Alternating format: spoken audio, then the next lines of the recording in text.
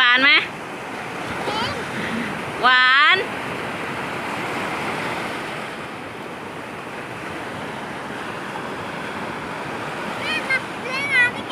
เฮ้ยเล่นเถอะ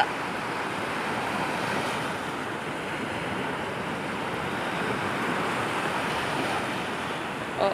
วิธีว่ายน้ำที่ถูกต้องไหนสอนว่ายน้ำหน่อยสิโอ้ย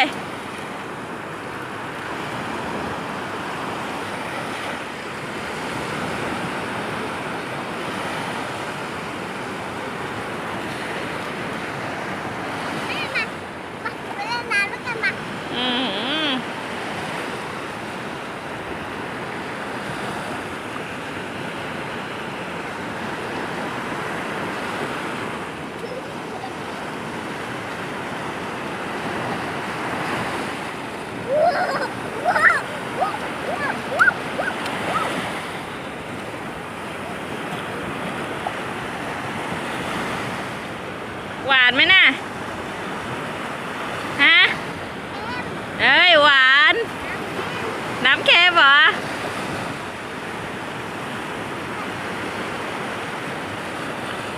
จับไม่ทันเลย จับอะไรไม่ทัน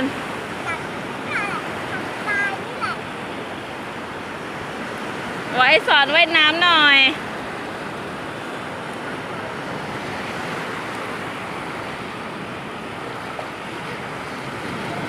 ว่ายน้ำอย่างนี้เหรอ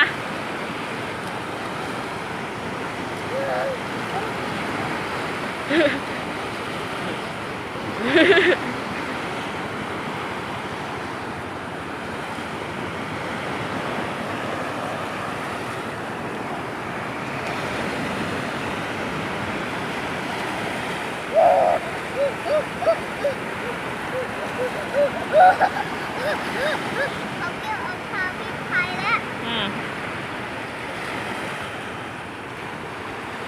แม่มาเล่นน้ำด้วยกันมา เล่นก่อนเถอะแต่ไม่เล่นตอนเย็นได้ไหมอ่ะ ได้ เอ้ย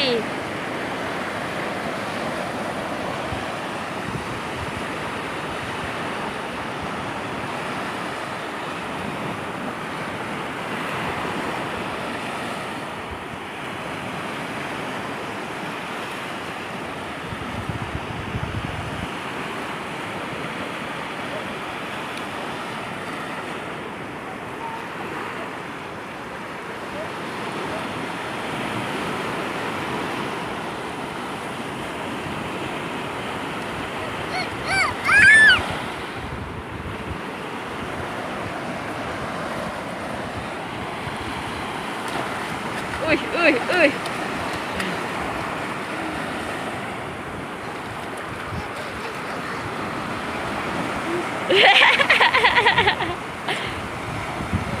เป็นไรอ่ะน้ำเค็มน้ำเค็มหวานน้ำหว